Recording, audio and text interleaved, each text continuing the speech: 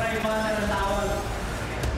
Ang tawag na po sa kanila, prime water. Ang kakulangan sa serbisyo ay walang puwang sa administrasyon ni Pangulong Marcos Jr. Malamang dahil lahat naman ng galawan ngayon ng administrasyon ay dahil sa politika. So wala na akong nakita na ginawa ng administrasyon na ito para sa kapayapaan at kaunlaran ng ating bayan. Kundi lahat ay mag-atake lang sa politika at sa mga tao hindi nila kaya takutin at hindi nila kaya bilhin.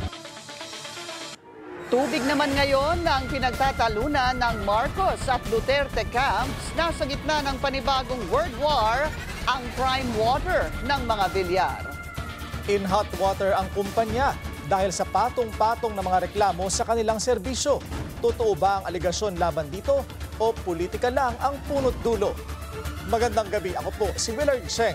Simulcast tayo sa DWAR Abante Radio at 94.7 Melo BFM. Ako naman si Pinky Webb. Mapapanood din tayo sa Bean TV 31, Signal Channel 24, Converge 74 at Sky Cable Channel 33.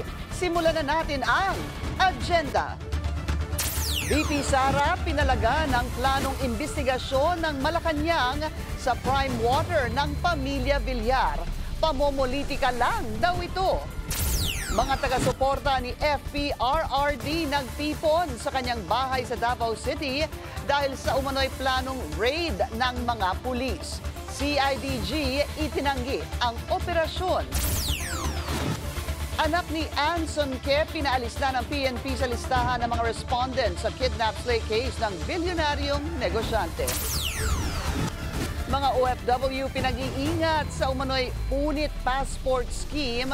Mga airport personnel pinagbawalan ng humawak ng pasaporte ng mga pasahero. Mga grupo ng mga manggagawa nagkilos protesta ngayong Labor Day. Ang panawagan nila, wage hike at end to contractualization. US economy nakapagtala ng unang contraction sa loob ng 3 taon. President Donald Trump sinisisi former President Joe Biden. At alamin ang ilang must-try international restaurants sa Bali, Indonesia.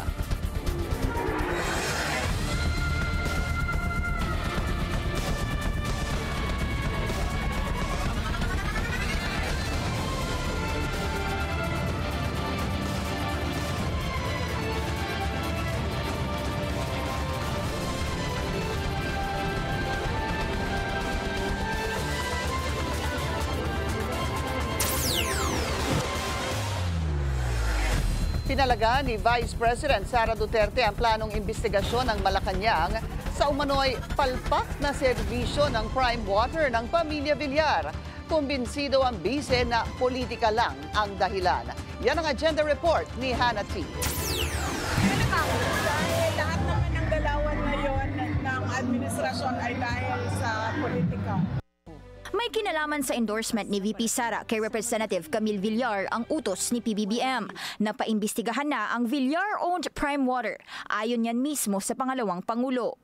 Bunso dito ng mga reklamo ng mga consumer na mataas ang sigil ng kumpanya sa tubig pero bagsak sa kalidad ang serbisyo nito. Ang kakulangan sa serbisyo ay walang puwang sa administrasyon ni Pangulong Marcos Jr. Matagal nang nirereklamo ng Bulacan LGU ang prime water dahil sa mga ulat na may leak umano ang mga tubo nila at mabaho raw at may kalawang pa ang tubig. Prime water ngayon, hindi na po prime water ang tawag. Ang tawag na po sa kanila, prime water.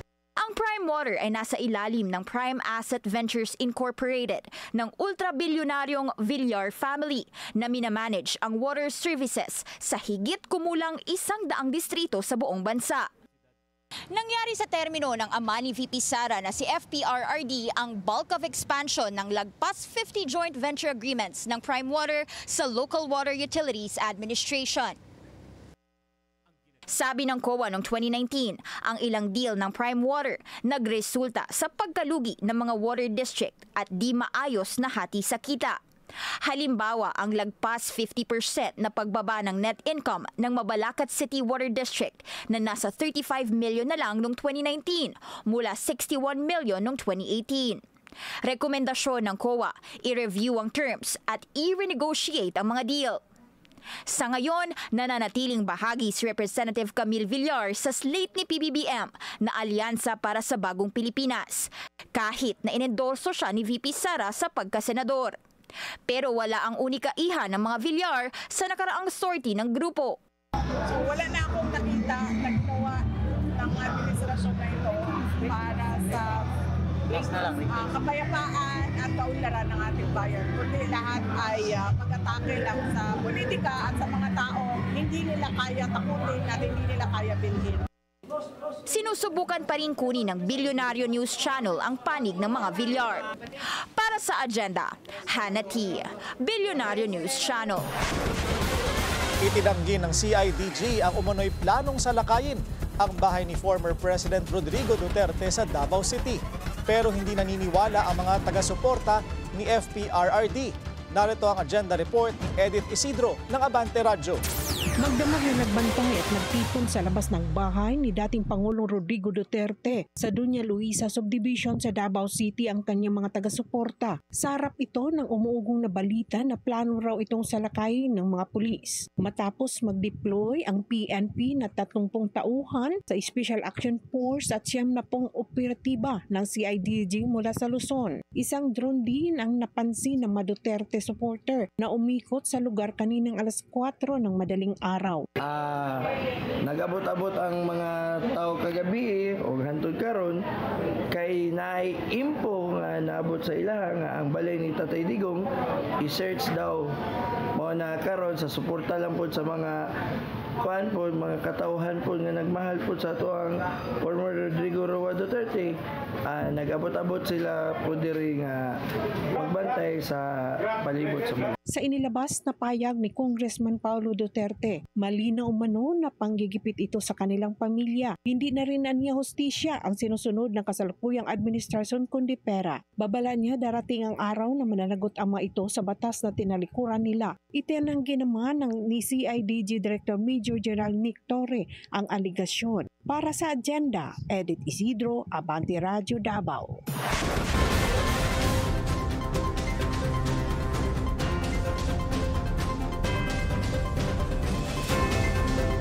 Labing-isang araw bago ang halalan, mas pinaigting ng COMELEC ang voter education sa mga botanteng nasa evacuation center pa rin dahil sa pag-aalboroto ng Bulkang Canlaon. Tiniyak din ng COMELEC na may contingency plan sakaling lumala ang sitwasyon. Narito ang agenda report ni Joash Malimban. Sinipilit ng panahon ang pagsalubong ng mga residente ng La Carlota, Negros Occidental sa Commission on Elections. Nagpunta kasi ang COMELEC sa isang evacuation center at nagbigay ng demonstration sa kung papaano ang gagawin sa araw ng halalan. Binigyan ng mga residente ng sample ballots, pinagsagawa ng sample voting at ipinakita kung papaano ipinapasok ang balota sa automated counting machines. Itinuro rin kung paano i-cross-check ang laman ng resibong makukuha mo at ng naka-flash na picture ng iyong ipinasok na balota. Para sa mga residenteng katulad ni Tatay Vicente Navarra, malaking bagay na matuloy ang botohan sa kabila ng panganib na dala ng Bulkang Canlaon. Marami sa kanila mula December pa noong nakaraang taon na mamalagi sa evacuation center. Panawagan niya sa pamahalaan, sapat na tulong para maibsan ng init at sikip na araw-araw nilang nararanasan. Na sana matulungan kami sa pag-win namin nung bahay namin wala nang kaya kami ng tulong sa pamahalaan. Masaya raw si Tatay Vicente na nagpunta mismo ang pamunuan ng COMELEC para ituro sa kanila ang sistema ng halalan ngayong Mayo. 71 years old na kasi si Tatay Vicente, kaya malaking bagay raw sa kanya na makitang mas mabilis ang proseso ng botohan ngayong taon. Ngayon madali lang. Hindi gaya ng dati na matagal. Ay di masaya. Dahil alam na namin kung paano magboto. Ayon kay COMELEC Chairman George Garcia, nasa halos 17,000 botante ang apektado ngayong nasa Alert Level 3 ang Canlaon. Sakaling tumaas ito sa Alert Level 4, tataas din ang bilang ng mga apektado sa mahigit 75,000. Dito sa La Carlota South Elementary School 2, idinaos yung ACM demonstration at voter education drive ng COMELEC. Ito ay magsisilbi ring isang polling place sakaling tumaas sa Alert Level 4 yung volcanic activity ng Mount Canlaon. Sa kasalukuyan, mananatiling boboto sa orihinal nilang mga presinto ang mga botante. Pero ready na raw ang mga lugar na gagawing makeshift o pansamantalang polling places kung lumala ang pag-aalboroto ng Canlaon. Mayroon na rin daw coordination ng COMELEC sa Office of the Civil Defense o OCD para sa mga lugar na nasa loob ng danger zones. Ang ating ambisyon at all costs, walang failure of election, walang postponement of election, wala po tayong gagawin na idideklara na resetting ng election. Dapat at all costs, lahat makaboto sa Mayo 12. Nagpaalala rin si Garcia na respetuhin sana ng mga kandidato ang kalagayan ng mga botanteng nasa evacuation centers. Iwasan daw muna ang paglalagay ng kung ano-anong campaign paraphernalia at tumutok na lamang sa pagtulong sa ating mga kababayan. Para sa Agenda, Joash Malimban, Billionaire News Channel. Kaliwat ka ng disqualification cases mula Camarines Sur hanggang Aklan. Ang dahilan, vote buying, abuse of state resources at misrepresentation. Nagbabalik si Joash Malimban para sa detalye. I'd like to confirm na may desisyon to cancel his candidacy at ang ground ay dahil sa residency. Kanselado ang Certificate of Candidacy ng tumatakbong Camarines Sur Governor na si Bong Rodriguez. Ang basihan ng COMELEC First Division sa kanilang naging desisyon, material misrepresentation. Hindi na maaaring tumakbo si Rodriguez sa Camarines Sur dahil biguraw siyang patunayan sa Naga City, isang independent component city sa lalawigan. Pauna ng pinabulaanan ng kampo ni Rodriguez ang aniyay rumors lamang ng cancellation ng kanyang kandidatura. Pero paglilinaw ng COMELEC, Yung pong desisyon ng COMELEC na nagdi-disqualify sa kanya, nagka-cancel ng kanyang candidacy, hindi naman yung final and executory. Subject yon sa motion for reconsideration kung gugustuhin niya na mag-motion for reconsideration. Kung hindi, magiging final yon in 5 days. Matatandaang si Rodriguez ang isa sa mga dating regional campaign manager ni former Vice President Leni Robredo noong tumakbo siya sa pagkapangulo. Sa kabila nito, hindi siya nakatanggap ng endorsement mula sa dating bise. Kahapon, kabi-kabilang disqualification petitions din ang inihain sa opisina ng poll body. Si Masbate Vice Gubernatorial Candidate Ruperto Gadilla naghain ng isang DQ petition laban sa magkakapamilyang sina Congressional Candidate Elisa Co, Mayoral Candidate Olga Co, Gubernatorial Candidate Richard Co at sa kanyang kalaban na si Vice Gubernatorial Candidate Fernando Talisic. Ang basihan ng kaso, abuse of state resources. Matatandaan na noong April 14, nauna nang mag-issue ang COMELEC ng show cause order laban kina Co matapos makarating sa kanila ang isang ulat na ginamit umano nila ang Local Emergency Cell Broadcast System o ECBS ng Masbate sa pangangampanya. Ang mga ECBS madalas ginagamit tuwing may sakuna tulad ng bagyo, lindol o pagputok ng bulkan. Pero imbis na paalalang mag-ingat, panawagang bumoto sa 4 na kandidato ang nilalaman ng mensahe. Nag-broadcast po sila ng gamit ang emergency cell broadcast system, pinalabas nila doon sa warning, no? Sa warning na instead of emergency, ang nakalagay doon ay yung candidacy ng Richard Co for governor. Isang disqualification case din ang inihain ni Liga ng mga Barangay President Shirley Lagradante laban kay Aklan Congressional Candidate Teodorico Haresco Jr. dahil sa pamimili umano nito ng boto. Sa mga ebidensyang ipresenta ni Lagradante, namimigay raw ng pera na aniyay payout si Haresco. Buwelta niya, kung legal ito, bakit isinasagawa ang bigayan ng pera ng gabi at sa loob ng bahay ng staff ng kandidato? Isang individual na nagngangalang William Nicolas naman ang naghain din ng isang election offense at DQ case laban naman kina Malabon candidates Antolin Oreta III, Lorenzo Oreta at Joey Sabaricos. Ayon sa abogado ni Nicolas, nakatanggap umano siya ng 200 piso at isang pirasong tinapay sa isang campaign sortie na ginanap noong March 28. Based on the evidence that we presented, there are several posts made by this candidate acknowledging that they gave that brown bag to the candidate, to the participant of the rally. Sa kasalukuyan, nasa mahigit 200 insidente na ng vote buying at abuse of state resources ang iniimbestigahan ng komisyon.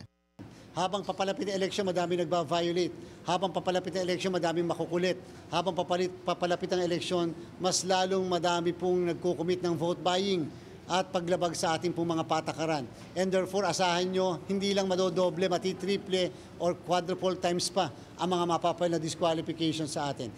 Kahapon, nagbigay rin ng kanilang approval ang grupong Juan Bangsamoro sa DQ case na inihain ng COMELEC laban kay Misamis Oriental Gubernatorial Candidate Peter Unabia. Wala na talagang puwang sa ating society yung mga kalintulad na napaka-responsibly na pahayag.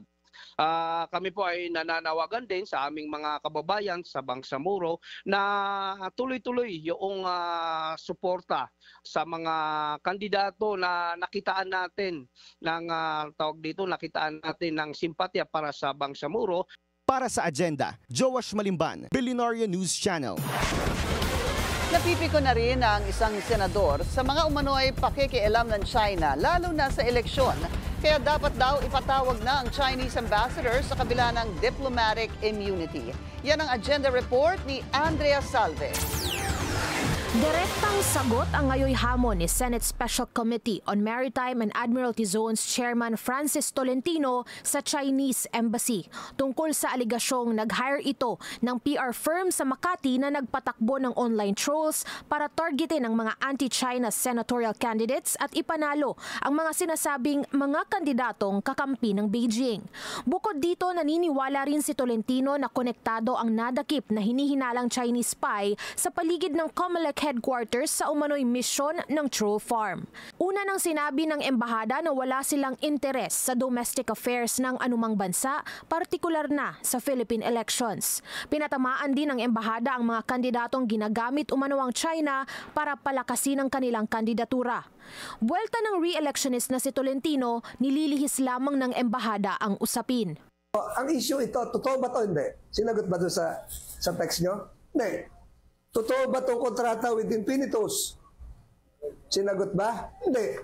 Totoo ba yung social media reportorial system nila? Ito, People's Republic of China flag.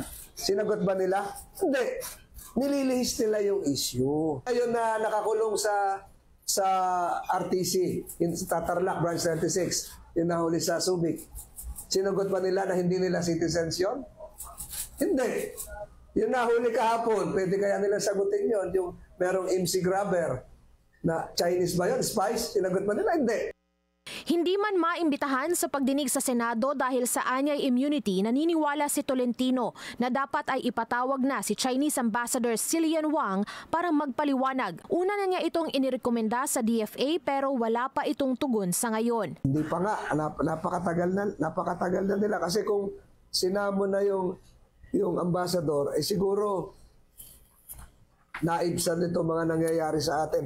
Sinugpina na ng NBI ang Infinitus Marketing Solutions, ang PR firm sa Makati na umano'y kinontrata ng Chinese Embassy.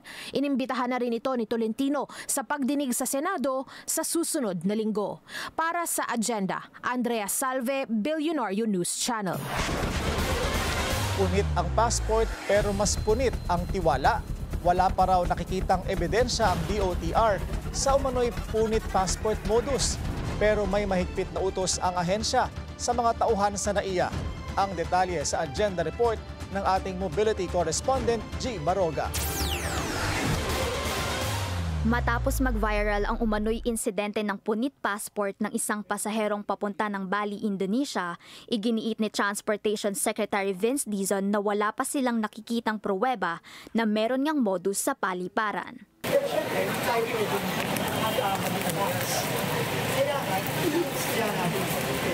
Kaya bigay tayo ng very strong warning.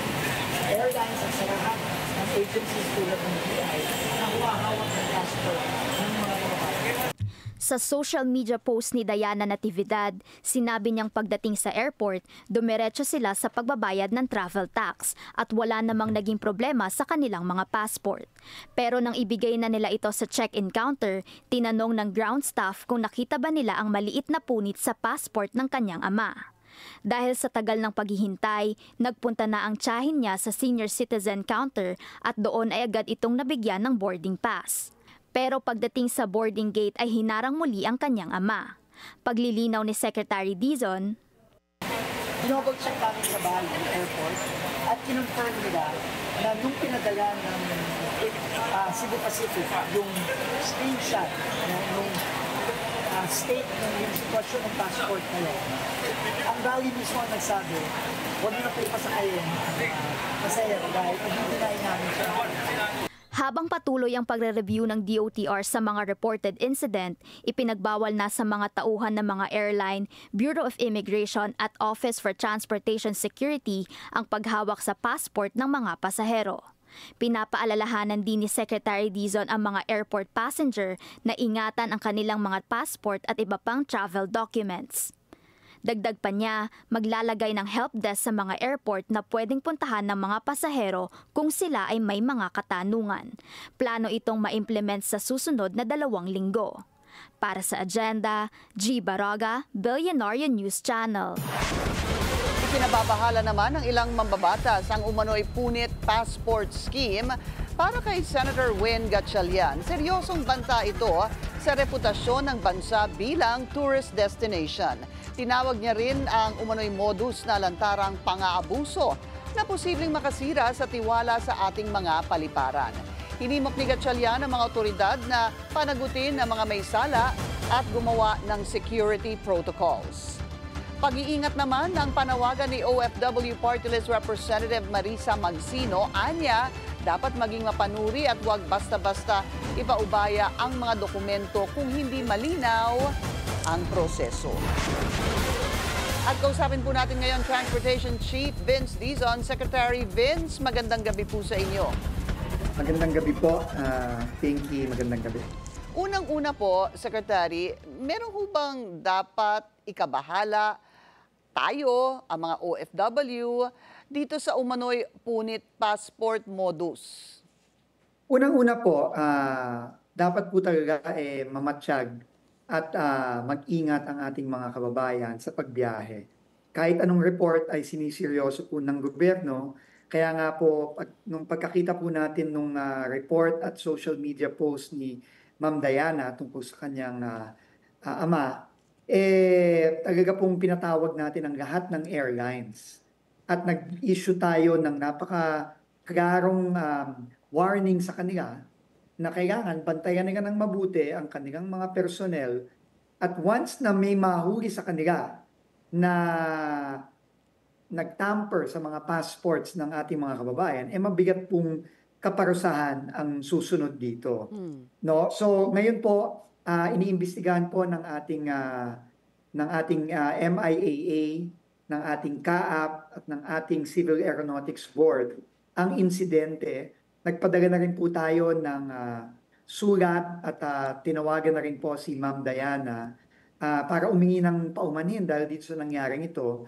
Pero ang initial findings po natin, no, dahil hindi lang po tayo nakontento sa statement ng Cebu Pacific, tinawagan din po ng ating Civil Aeronautics Board ang airport na patutunguhan sana ng ating mga kababayan, yung Bali Denpasar Airport.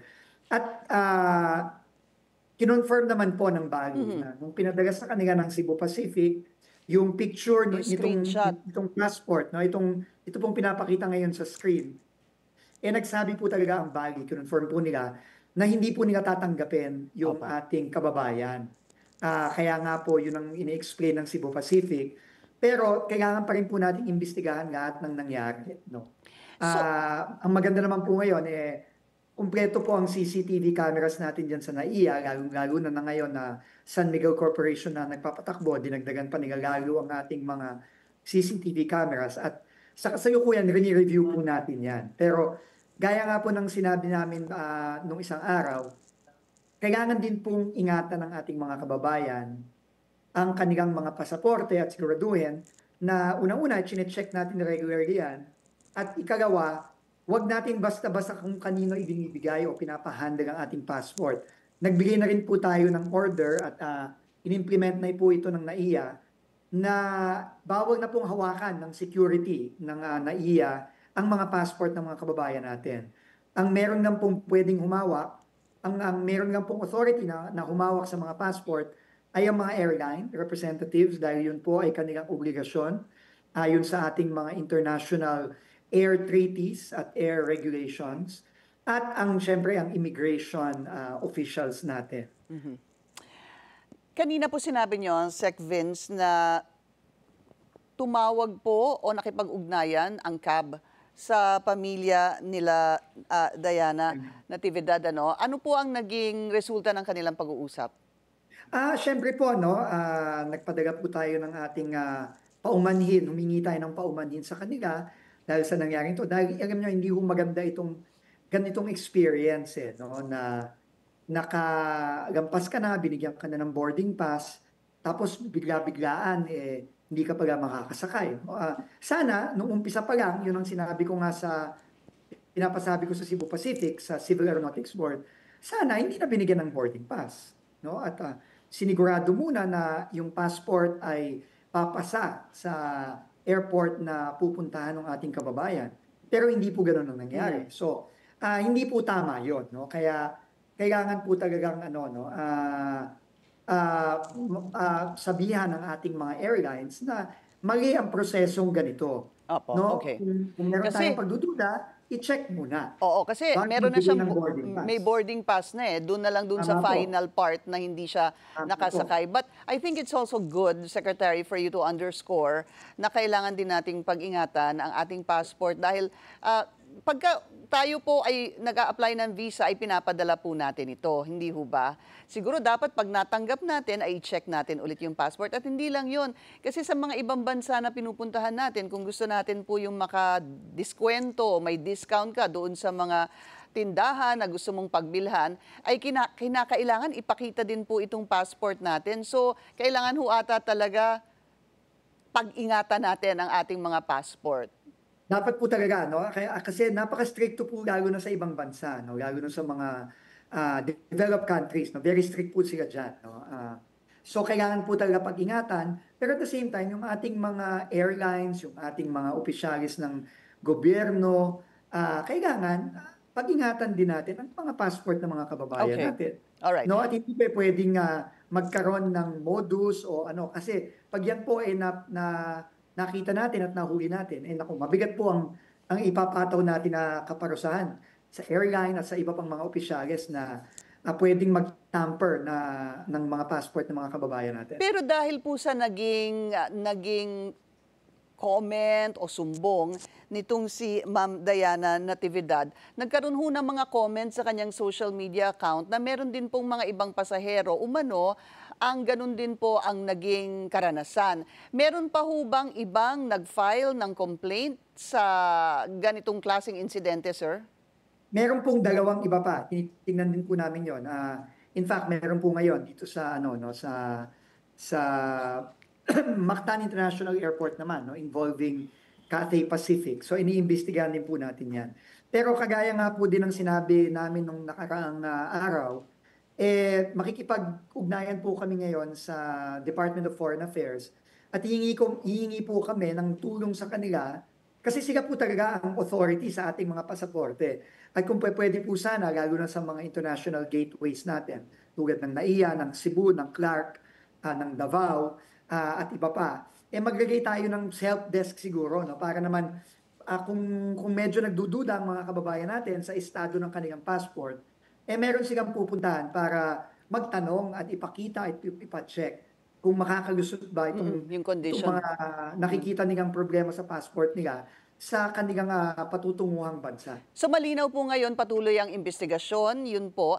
At yung pong sinabi ninyo, ang maaari lang humawak ng passport ay yung doon po sa check-in counter ng airline at gayon din po sa immigration. Ito naman pong isa pang modus, yung sinasabing tanim, bala, modus, Secretary Vince, meron pa ba nito? Alam niyo ho, lagi po tayo nagmamanman, Pinky, at hindi po natin minamaliit itong mga ganitong klaseng report, Kaya nga po ang binibigyan natin sa ating bagong head ng Office of Transport Security is siguraduhin na walang ganitong modus, hindi lamang sa OTS kundi sa buong airport. At ang maganda na nga po ngayon is nagko-coordinate na po tayo sa lahat ng ating mga ahensya sa loob ng airport, ang PNP nandyan, ang OTS nandyan, ang immigration, at yung bago nating operator sa NAIA. No, tinitingnan po natin ng mabuti ang mga CCTV cameras, binabantayan natin mula pagpasok ng ating mga kababayan sa departure area, sa check-in area, sa pre-departure area, bago sila pumasok sa security. Lahat po talagang minamanman natin ng mabuti at sinecheck natin. So, doon po kung meron pa pong mga kababayan tayo na gustong magsamantala, winawarningan po natin sila, magdaan-daan po kayo at mag-isip-isip po kayo. Kasi madali na po kayong mahuli ngayon at talagang minamanmanan po ang lahat ng galaw sa airport natin. Matanong ko na rin po, Sec Vince, meron ako nakuhang balita kanina lamang na meron na raw kayong nasuspinde na bus company. Totoo ba ito dahil sa aksidente, I guess, during the Holy Week? Hindi po. Ngayon lang po yan. No? Meron pong napakabigat at napakalungkot na aksidente ngayon lang. Kaninang hapon sa SCTEC sa Tarlac toll booth. Meron pong bus ng Solid North na marami pong nabangga at nakakalungkot po talaga dahil 12 sa ating mga kababayan ay nasawi at maraming pa pong malubhang na-injure. A few hours ago lang po ito, Ma'am Pinky. At tayo po ngayon ay nagsabi na sa LTFRB na isuspindi na kaagad yung Solid North Bus Company effective tomorrow. No, dahil po sa loss of life at sa injury na dinulot nitong kanyang bus at driver dito sa SCTEX kanina lang hapon. Pasensya na po.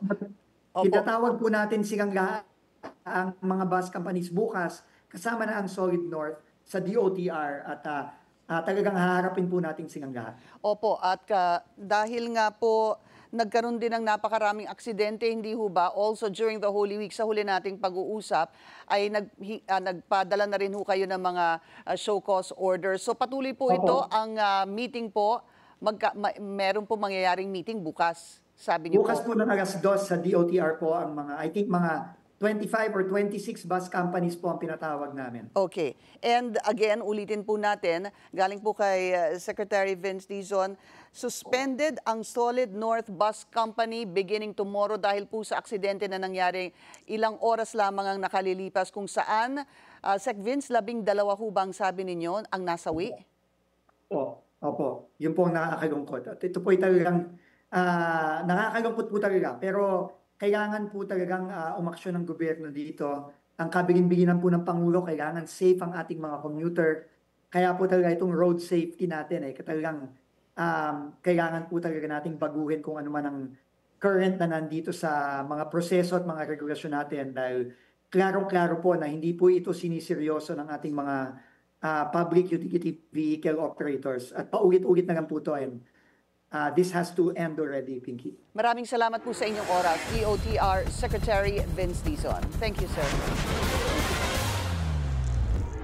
Tensyon sumiklab sa pagitan ng mga pulis at rallyista ngayong Labor Day. Susunod yan sa agenda.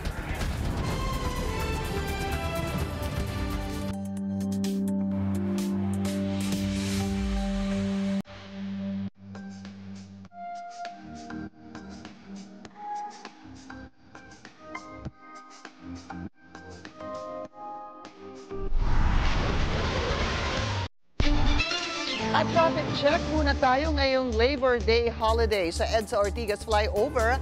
Mabilis ang daloy ng mga sasakyan papuntang Mega Mall. Green and gold din ang north and southbound lanes.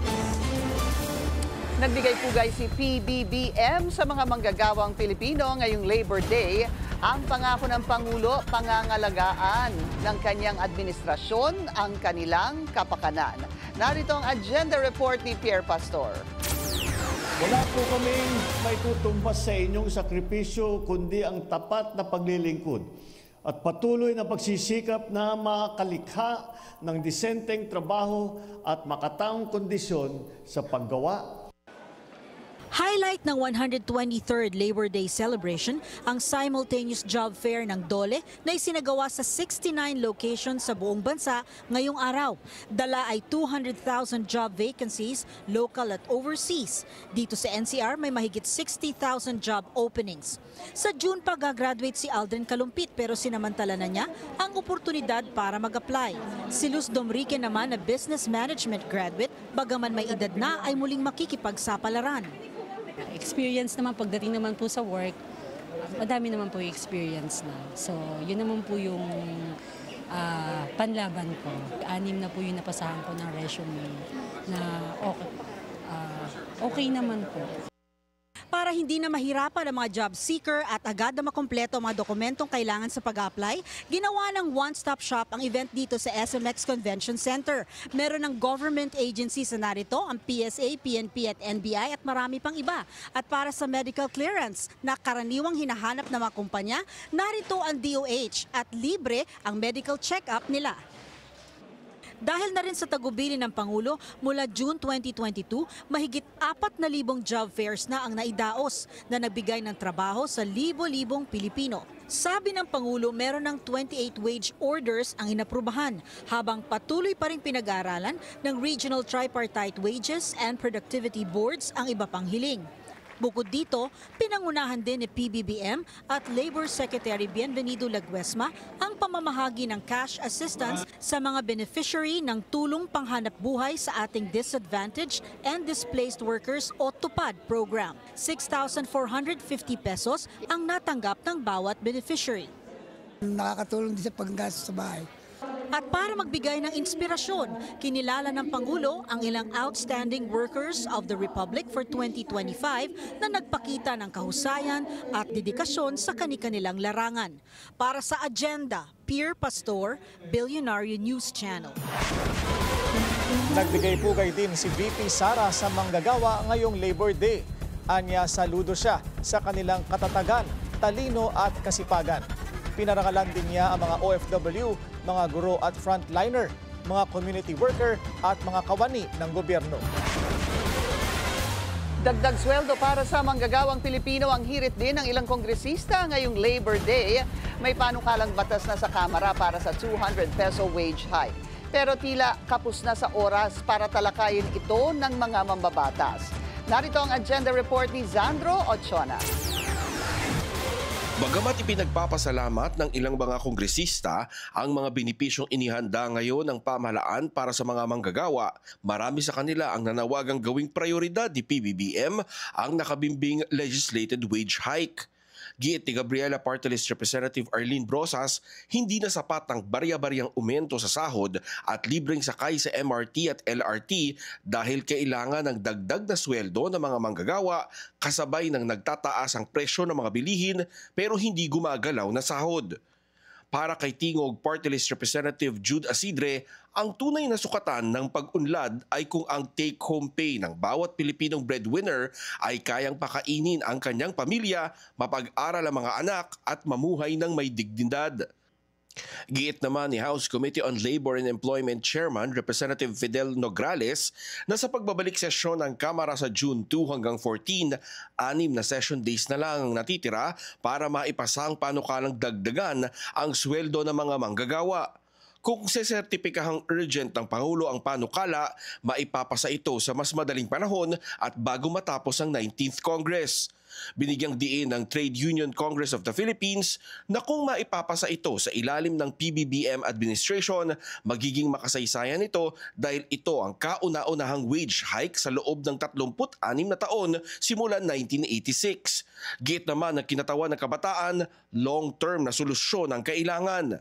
Yung balak ng administrasyon, while may konting ginhawa naman yan, pero hindi yan yung mag-uplift sa buhay ng ating mga manggagawa. Halimbawa, yung free train rides, tapos ang pag-launch ng pahabol na 20 pesos per kilo na bigas sa ilang mga lugar, yan ay mga para tingin natin sa bawiin yung sumasadsad na approval ratings ng administration. Parang pampalubag loob siya at the minimum or nakakainsulto din sa demand ng mga manggagawa na ang kailangan ay wage hike. At para sa kinatawan ng mga guro, 750 pesos ang kailangang ipasa na dagdag sweldo. Merong 200 na naaprubahan sa House at 150 ba o 100 doon sa Senate. Pero kami nga sa Makabayan, sana ay maaprubahan din yung 750 na across the board. So ito kasi yung matagal ng kahilingan ng ating mga manggagawa. Lusot na sa ikalawang pagbasa ang panukalang 200 peso wage hike sa Kamara. Yun nga lang, hindi ito tugma sa 100 pesos na dagdag sa sweldo sa ilalim na ipinasang panukala sa Senado. At kung hindi ito masisertipikahang urgent ng Pangulo, baka hindi ito pumasa bago matapos ang 19th Congress. Para sa Agenda, Zandro Ochona, Billionario News Channel. Gaya ng mga nakaraang taon, sinalubong ng mga kilos protesta ang pagdiriwang ng Labor Day. Sa Maynila, bahagyang nagka-tensyon pa sa pagitan ng pulis at mga rallyista. Yan ang agenda report ng ating Mojo Ivy Reyes. Ang masasabi namin dyan ay puro mumu at puro barya. Kasi 30 pesos nga. Sa current inflation rate na 1.8%, hindi sasapat ang umunoy pabarya-baryang wage increase ng gobyerno. Yan ang pahayag ng Bukluran ng Manggagawang Pilipino o BMP. Kasabay ang ilan pang mga grupo, nagkasa ang mga manggagawa ng kilos protesta ngayong Mayo 1. Ang panawagan, una, ang 200 peso wage increase. Sa kasalukuyang 645 pesos na minimum wage, ang additional 200 pesos ay wage recovery lamang at hindi pa raw maituturing na livable wage. 1,200 pesos ang ipinipetisyon na ideal minimum wage ng mga labor group. Pangalawa, buwagin ang Regional Tripartite Wages and Productivity Board na may mandato na i-assess ang minimum wage sa mga probinsya. Ayon sa mga rallyista, wala dapat pagkakaiba ang sweldo ng mga nasa Maynila at probinsya. Ito ay hindi lang tungkol sa sahod, kundi dun sa lahat ng issue ng manggagawa. Kasi sa ngayon, midterm election, ang nakikinig lang yung boses ng mga dinastiya at mga trapo, yung laban ng Marcos at Duterte. No? Hindi napapakinggan yung issue ng manggagawa. Ang panawagan para wakasan ng kontraktualisasyon, matagal na raw nilang sinisigaw. Oras na raw para singilin ang pangako ng mga nakaraang administrasyon gaya ng campaign promise ni dating Pangulong Rodrigo Duterte. Noong 2019, matapos mangako at i-certify as urgent ang Security of Tenure Bill, nag-veto si Duterte. Itinalaga ang mahigit 3,000 pulis sa iba't ibang lugar sa Metro Manila para tiyaking mapayapa at maayos ang mga pagkilos. Sa kabuuan, mahigit 59,000 na pulis ang na-deploy sa buong bansa para sa Labor Day protests. Sa Maynila, nagkapisikala ng hanay ng mga pulis at mga aktivista nang tangkain nilang baklasin ang barikada ng PNP. Ang panghuling agenda ng mga labor group ngayong Mayo 1, nananawagan ng mga grupo na bumoto para sa mga kapwa manggagawa. Anila, sino pa ba ang may alam sa karanasan ng mga manggagawa kundi mga kapwa manggagawa rin? Para sa agenda, Ivy Reyes, Billionaire News Channel. Anak ni Bilyonaryo Anson Ke, pinaalis na ng PNP sa listahan ng respondents sa kidnap slay case ng negosyante. Susunod yan sa agenda.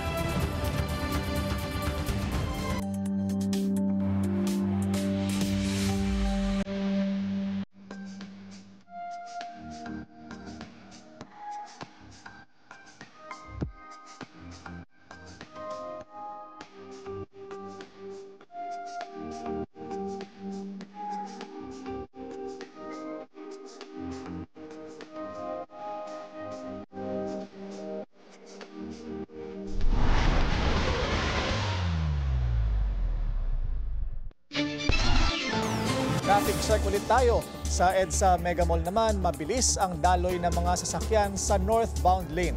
Pareho rin ang daloy sa southbound lane. Inabswelto na ng PNP ang anak ni Anson Ke sa kidnap slay case ng bilyonaryong negosyante. Nananatili namang nakadetine ang kanyang son-in-law. Ang latest sa kaso sa agenda report ni Andrea Salve. Nahaharap ngayon sa deportation ang son-in-law ni Filipino-Chinese bilyonaryo Anson Ke dahil sa pagkakasangkot nito sa kidnap slay case ng steel magnet. Ayon sa Bureau of Immigration, ito ang dahilan kung bakit kasalukuyang nakadetine pa rin si Pan Zeliang. At this stage, siguro it's too early to tell kung anong, kung saan siya physically will stay. Pero yung deportation case niya was initiated upon the endorsement of AKG because of him being a suspect dun sa case. Wala ang pangalan ni Pan Zeliang sa referral na ipinadala ng PNP sa DOJ noong Lunes. Pero ayon kay Movement for Restoration of Peace and Order founder at Philchai civic leader Teresita Ang Si, pinusasan si Pan bago pa imbestigahan ang anak ni Ke na si Alvin dahil sa suspetsyang nagbibigay pa rin ito ng pera sa kidnappers 2 araw matapos mamatay ang businessman. Suspicion nila yon, hindi sila nag-research, hindi sila nag-gather ng evidence. There is no truth in the fact that he paid after. April 10, April 11, nagbabayad pa daw siya ng ransom. Gate pa ni C na withdraw na ng AKG at DOJ ang kaso laban kay Pan pero hindi pa rin umano ito pinalalaya. Paliwanag ng BI, wala pa silang natatanggap na anumang dokumento para sa withdrawal. We have yet to see a copy of that. And a formal copy of that, and yung magiging basis siguro for the appropriate action on the case. Sa panig ng PNP, sinabi ni spokesperson Jean Fajardo na ang immigration ang nag-issue ng mission order laban kay Pan.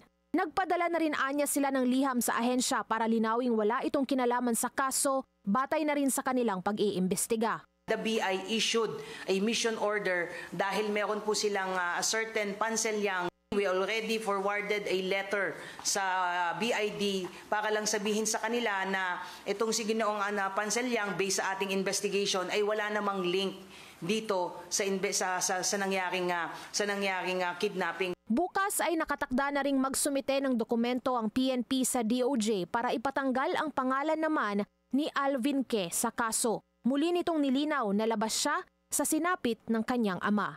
Para sa agenda, Andrea Salve, Billionaire News Channel.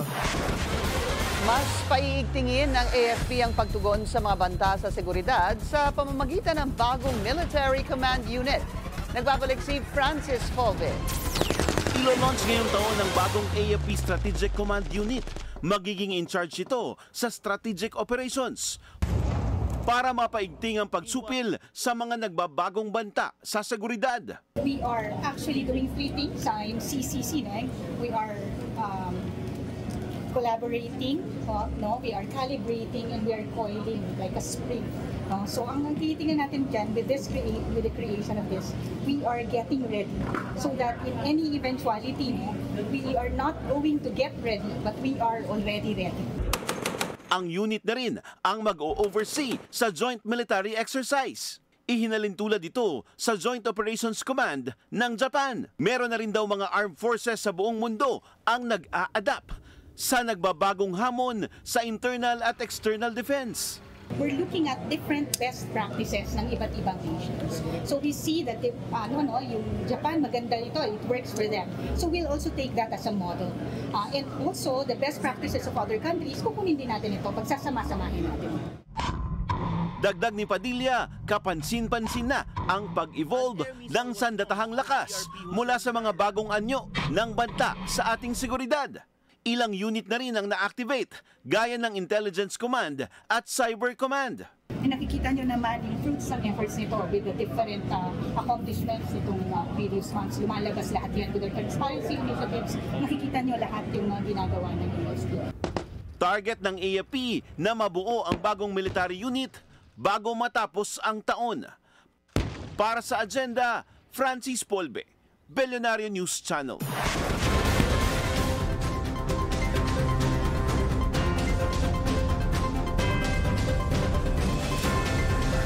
Habang ang ibang kandidato ay nag-aalok ng puso at pangunawa, may nauna na raw na tumupad nito sa Pasig. Yan ang agenda report ni Hannah T. live mula sa Barangay Kalawaan sa Pasig City. Hannah? Pinky, hindi tama ka dyan, no, housing o pabahay ang focus ng Team Giting ng Pasig dito sa Ismar sa Barangay Kalawaan. Pero hindi pangako ang dala nila dahil taong 2023 nang mabili ng Pasig LGU sa ilalim ng termino ni Mayor Vico Soto ang lupang kinatitirikan ng mga bahay dito sa halagang lagpas 340 million pesos ayon sa Ismar Homeowners Association. Halos 40 taon bago natupad ang matagal na raw pangarap ng mga Pasigenyo rito na magkaroon ng sariling lupa ang kanilang mga pamilya na sa termino ng alkalde nangyari. Nasa 619 member families daw ang direktang nakinabang. Mas marami pa kung isasama ang mga hindi miyembro. Tansya ng HOA, lagpas 2 ektarya ang lupang naipagkaloob sa komunidad. Isa ang purok na ito sa binisita ni Mayor Vico kanina para sa kampanya ng kampo niya ngayong araw. Maayos daw ang pamamalakad ni Mayor Vico sa Pasig. Yan ang sabi ni Nanay Cecilia na mahigit 2 dekada nang naninirahan sa Ismar. Sa tinagal-tagal na nakatira kami dito, ngayon lang ito na-i-award sa amin. Kaya maraming salamat. Kami, 3 pamilya kami rito, talagang sa kanya kami talaga, sulit kami. Samantala si Curly naman, ang asawa ng kalaban ni Mayor Vico na si Sara Diskaya, ibinida ang motherly image ng mayoral candidate sa isang panayam. Di raw gaya ng isang binata na minsay walang puso para sa pamilya. Kasi ang nanay, walang nanay na hindi nangarap ng mabuti para sa kanyang anak. Minsan kahit walang pera yan, mangungutang yan para sa kanyang anak. Binata ako eh. Unang hindi ko dama ang pagiging responsible parent kasi hindi ko pa naramdaman kung paano ang pakiramdam ng may anak. Si Curly ay isang negosyante at philanthropist na may-ari ng St. Gerard Construction and Development Corporation na aktibo sa ilang mga infrastructure project dito sa Metro Manila. Una nang dinepensahan ng Diskaya Camp na Team Kayades na kailanman hindi manghihimasok ang kanilang kumpanya sa pag-develop ng mga infrastruktura sa Pasig sakaling manalo si Sara. Ilan sa kinakampanya ngayon ng Team Kayades ang mas maayos sa mga infrastruktura sa Pasig, better roads at healthcare facilities na anilay plano nilang tuparin. Yan ang latest dito sa Pasig Campaign Trail. Balik sa'yo, Pinky. Maraming salamat, Hannah T. Nag-uulat ng live mula po dyan sa Pasig City. Muling pinasaringan ng PDP laban ang Administrasyong Marcos sa kanilang Labor Day rally sa Maynila. Yan ang agenda report ng ating Mojo Ivy Reyes. Live mula sa Liwasang Bonifacio. Ivy, go ahead.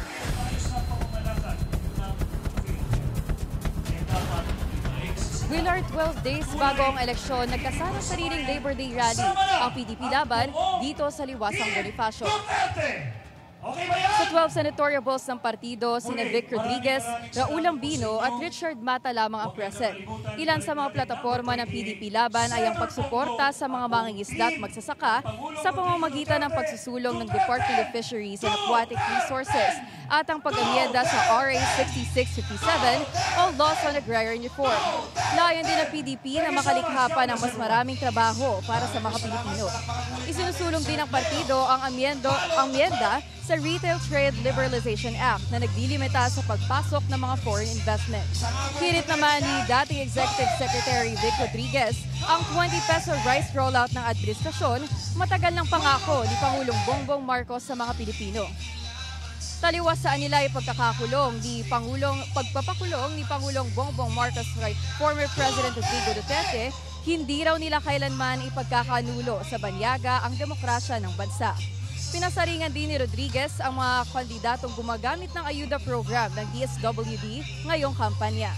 Sa campaign sortie naman ng PDP laban sa Bulacan, sinabi ni Dr. Richard Mata na gusto niyang tulungan si Senator Bongo sakaling mahalal. Priority ng media at vlogger na si Mata ang pagtatayo ng malasakit health centers. At bilang isang doktor, nakasentro sa health reforms ang plataforma ni Mata. Willard, samantala dito sa Liwasang Bonifacio, ang mga taga-suporta ng PDP laban at ni FPRRD na patuloy ang panawagan na pabalikin sa Pilipinas ang dating presidente. Ang iba ay nagmula pa sa probinsya. Gaya ng grupong Duterte Supporters Organization, isang grupo ng mga rider na nagmula pa sa Cavite. Willard? Maraming salamat, Ivy Reyes, nag-uulat live mula sa Liwasang Bonifacio. Mariing itinanggi ng ina ni Quezon Mayoral Bet Vincent Victor Reyes na sangkot ang kandidato sa syndicated estafa. Ayon kay Marian Reyes, ginagamit lang ang issue para siraan ang kandidatura ng kanyang anak. May kaugnayan ang kaso sa isang failed rice deal kung saan nag-loan si Reyes. Git ng ina sa panayam sa Abante Radyo, simpleng hiraman lang ang naganap at hindi ito dapat ituring na syndicated estafa. Nakapagbigay na rin daw ng partial payment si Reyes. Ang pamilya Reyes ang may-ari ng Star Horse Shipping Lines. Paghina ng U.S. economy, sinisi ni President Donald Trump kay former President Joe Biden. Susunod yan sa Agenda.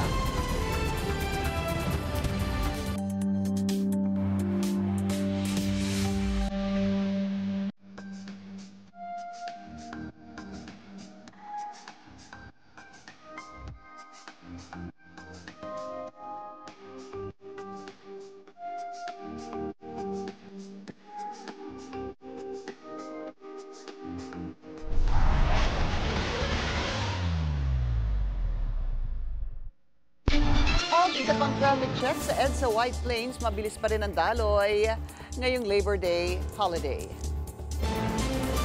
Sa Estados Unidos, sinisi ni President Donald Trump kay former President Joe Biden ang paghina ng ekonomiya ng Amerika sa first quarter ng 2025.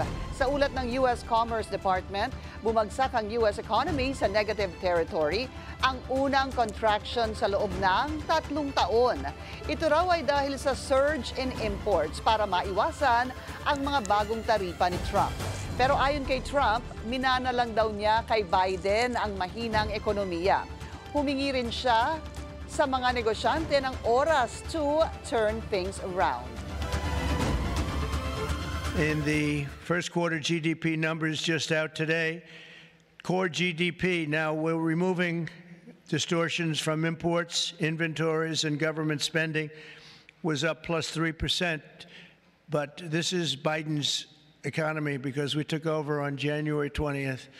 And I think you have to get us a little bit of time to get moving. But this is the Biden economy. But we still had and we've had a lot of things happen since November 5th that helped this economy.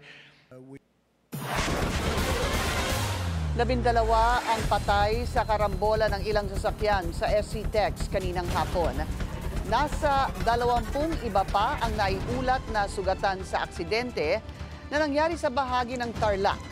Sa panayam dito sa agenda kanina, kinumpirma ni DOTR Secretary Vince Dizon na pinasususpindi na niya sa LTFRB ang Solid North Bus dahil po sa nangyaring insidente. Kabilang din daw ang kumpanya sa higit 20 bus companies na ipinatawag ni Dizon para sa isang pulong sa DOTR bukas. Mula sa kanyang award-winning pictures ng Life Under the Sea, tampok naman sa hindi inaakalang medium ang obra ng award-winning underwater photographer na si Scott Gutsy Tuason. Nasa likod lang naman ng bagong 100 peso bill ang litrato niya ng butanding o whale shark katabi ng imahe ng Mayon Volcano. Sa programang It's a Beautiful Day ng Billionario News Channel, ikinuwento ni Tuason kung paano napili ang kanyang litrato para sa polymer note. At the time, I was working with a studio or design group that was bidding for the new 100 peso for the new currency, right? Yeah. That was 2009 or 10. Yeah, yes. We just switched currencies this year too. And so and then we were also talking about doing a book which was called Notes from the Sea at the time. So when they saw my underwater images, they were like. And then, you know, the animal was the theme for the... So they said, when we submit the designs, we're going to use your photos for the 100 peso bill. So I think that company won the 100 and the 20 peso. May career milestone din this year si Tuason, 25th anniversary kasi ng kanyang award-winning marine picture book na Anilaw. Ibinahagi niya kung ano ang dapat asahan ng mga marine life enthusiasts sa updated version ng aklat. It's shot in digital. It's a new digital printing process. Not digital printing, it's still offset, but it's digital as well, right? That's a cool cover, but actually there's going to be 25 different covers.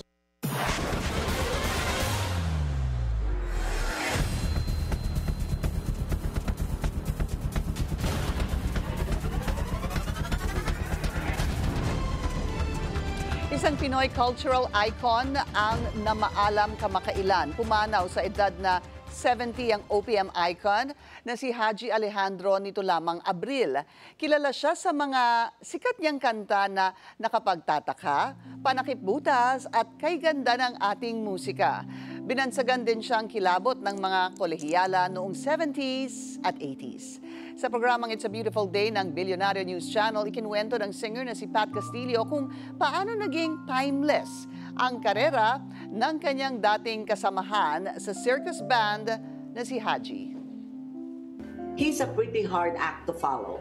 He has that heat, he has that energy. He had a presence on stage because he would connect with the audience through his spills and the jokes that he would crack, which would springboard into the next song perhaps. So he has many stories to tell, and for a lot of the young performers today, it's not just a matter of being nice and saying the right words. You really have to be quick on your feet.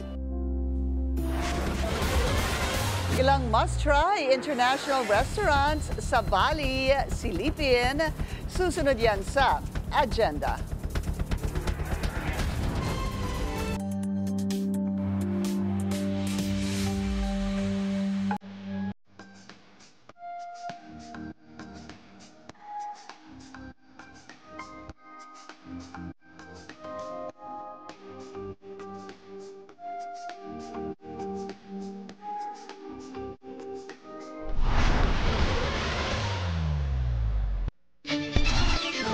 Traffic check ulit tayo. Sa elliptical road sa QC, mabilis ang daloy ng mga sasakyan papasok ng Commonwealth Avenue. Tuloy-tuloy naman ang kabilang lane. Alamin naman natin ang lagay ng panahon. Makakausap natin si Pag-asa Weather Specialist Grace Castañeda. Magandang gabi sa iyo, Grace. Ano ang latest forecast natin ngayong gabi at sa mga susunod na araw? Yes po, magandang gabi din, Sir Willard, at sa atin po mga taga-subaybay. Sa kasalukuyan nga po, meron tayong minomonitor na low pressure area sa layong 535 kilometers silangan ng Hinatuan, Surigao del Sur. Itong LPA po nito within 24 hours is mababa yung tsansa na maging bagyo. Ngunit bagamat po mababa pa yung tsansa nito maging bagyo, ay magdudulot po ito ng mga pag-ulan sa malaking bahagi ng ating bansa ngayon maging sa mga susunod na araw.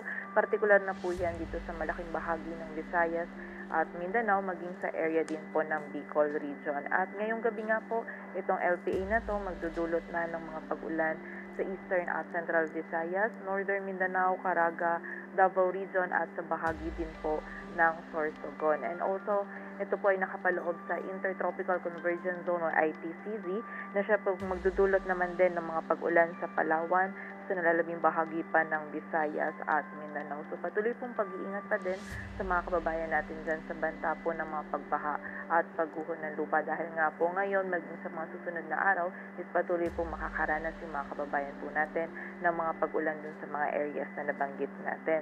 Samantala dito naman po sa Metro Manila maging sa nalalabing bahagi po ng Luzon is patuloy pong magiging mainit yung panahon na ating mararanasan at pagsapit naman po ng hapon at gabi ay may posibilidad po tayo ng mga biglaan at mga pananaliang pag-ulan, pagkilat at pagkulog na dulot ng easterlies.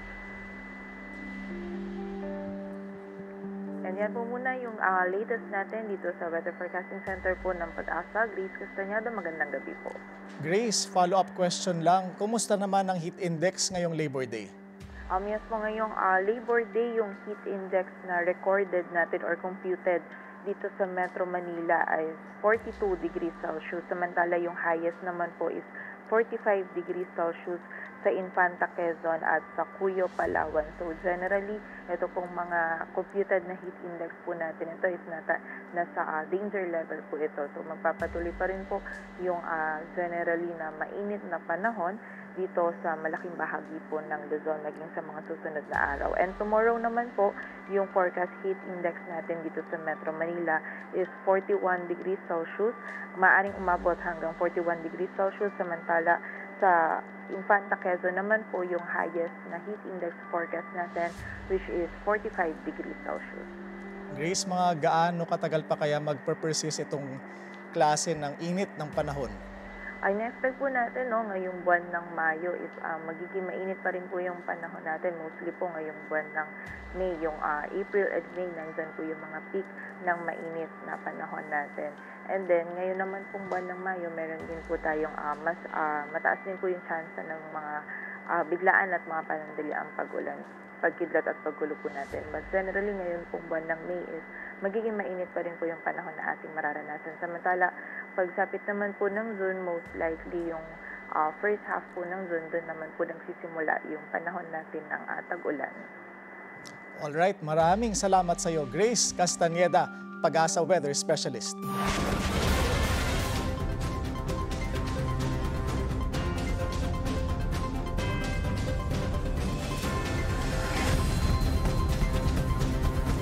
May ambag sa ekonomiya ang election period dahil sa laki ng ginagastos ng mga kandidato sa kanilang kampanya. Tila dumarami na rin ang mga bilyonaryo na sumasabak sa politika. Yan ang agenda report ni Sujin Kim. Ayon sa mga eksperto, ang campaign spending ay may direktang epekto sa paggalaw ng GDP sa second quarter. Maybe it's only by 0.3 to 0.5 percentage points, and this is mainly because of the increased consumption of both goods and services, particularly in the following sectors like food, retail, transport, logistics, and media. Kung aabot man yan ng halimbawa malapit-lapit sa 100 billion, ano bang impact niya sa ekonomiya? Kasi medyo may konting pick-up, yes. No? Kasi kung 100 billion, no?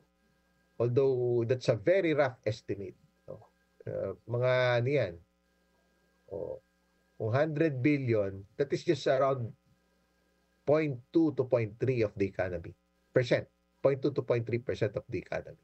Kahit pa paano may konting dagdag, di ba? Kung economic growth, di ba, ngayon malapit-lapit sa 6%, magdadagdag ng mga 0.2 to 0.3. Ang halagang ito ay napupunta sa mga ad materials, event logistics at supply chains na umaarangkada tuwing halalan. At dahil mataas ang paggastos, umaakyat din ang kumpiyansa ng mga consumer na mag-loan. Like credit card receivables, they've been growing like 30% consistently, even prior to the election factor. No? And, overall consumer loans have grown like around 25% year on year. Pero ang election-related demand ay maaaring maglagay ng pressure sa presyo ng mga produkto, partikular sa mga urban centers. The bigger risk here is when supply becomes suddenly tight, na?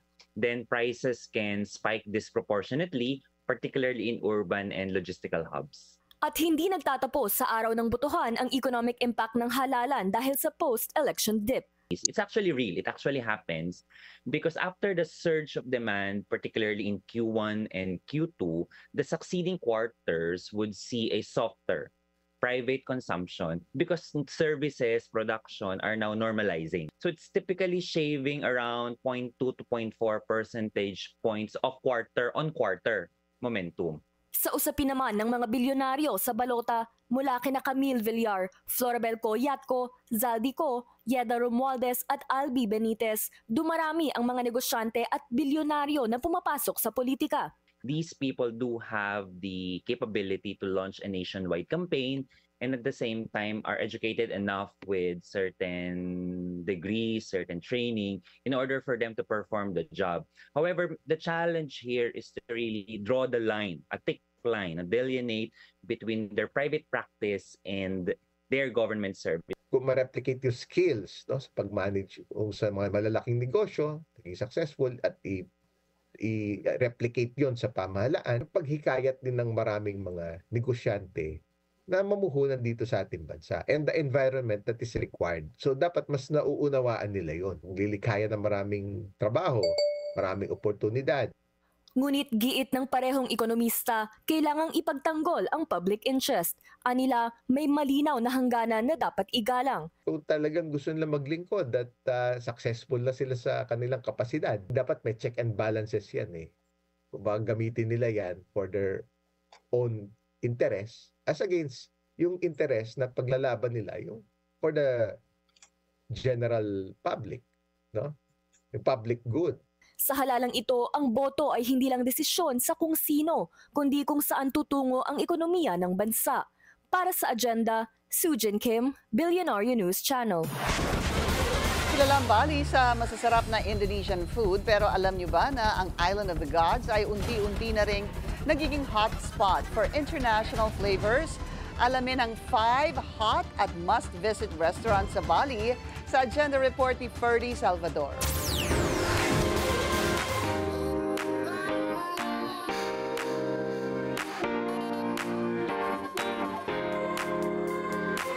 I'm still in Bali, Indonesia. This time, let me take you on a food crawl sa ilan sa mga sikat na restaurants dito. Well, skip the usual nasi goreng, satay, and sambal para sa iba't ibang cuisines. First up, Milano. Kung Italian food ang hanap mo habang nasa Bali, hindi mo pwedeng palampasin ang Milano. Dito, authentic Italian flavors ang bida, mula sa fresh pastas hanggang sa wood-fired pizzas. One dish I recommend, ang kanilang signature, cacio e pepe. Simple, pero napakasarap. I have one of the most popular appetizer that we have here.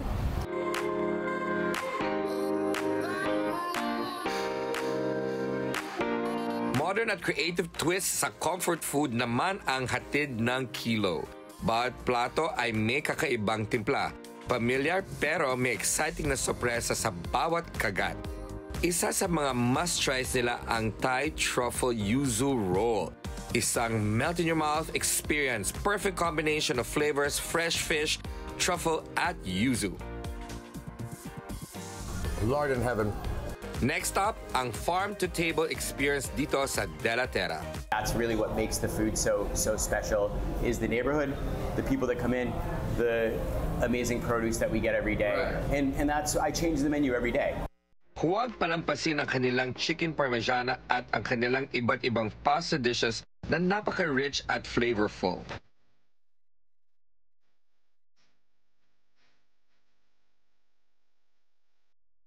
Japanese izakaya naman ang hatid ng Miss Fish, one of the best restaurants here in Bali at one of the best lounges. Exciting at creative options ng Japanese bar bites at sushi rolls. We also love the vibe here, relaxed at stylish. Perfect para sa mga gustong mag-enjoy na masarap ng pagkain at good company.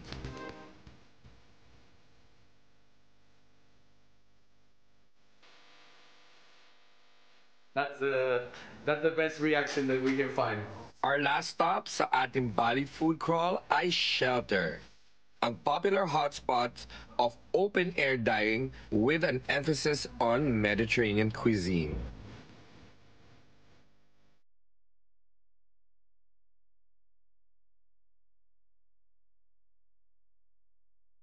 And for dessert, must try ang kanilang wood-roasted chocolate with sumac honeycomb. Busog na busog, not just sa food, kundi pati na rin sa experience. Tunay na ang dining scene dito ay patuloy na nagpapakitang gilas. Super exciting ang daming options from the high-end to the affordable. Para sa agenda, Ferdy Salvador, Billionaire News Channel. Palagi na lang ganyan. Pinatapos natin yung programa sa mga pagkain. Nagutom tayo. Oo. Tapos dapat gaganong-ganong ka rin katulad ni Ferdy. Umahaba na yung bucket list eh. Bakit di tayo sinama ni Ferdy doon? Bakit? B-A-K-I-T. Pero ang dami niyang napuntahan na masarap. Na restaurant sa Bali. At mukhang hindi pa punit yung passport ni Ferdy. Oo. Mag-ingat tayo sa ating mga passport ha. Alright. Muntik nang sabihin ko yung linya mo. At yan ang ating agenda ngayong gabi. Ako, si Willard Cheng. At ako naman si Pinky Webb. Sa bawat issue, may anggulo at ang balita may agenda.